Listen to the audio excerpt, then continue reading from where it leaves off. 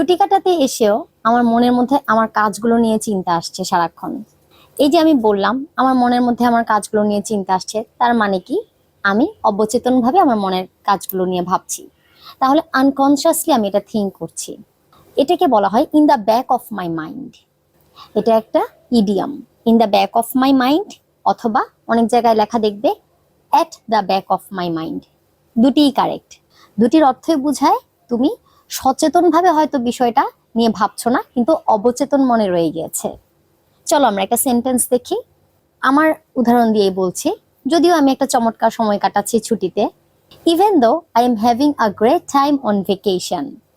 যদিও আমি একটা চমৎকার সময় কাটাচ্ছি ছুটিতে, in the back of my mind I just think about my work.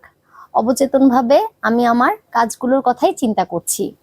In the back of my mind I just think about my work while he was having fun at the party.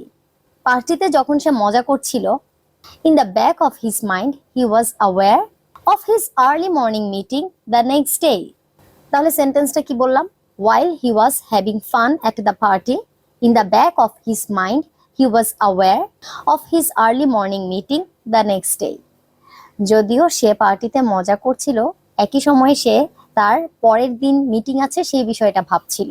তার মানে হচ্ছে অবচেতন মনে যেটা আমাদেরকে ভাবায় সেটাকেই আমরা ইডিয়ামে in the back of my mind বলতে পারি। Thanks for watching.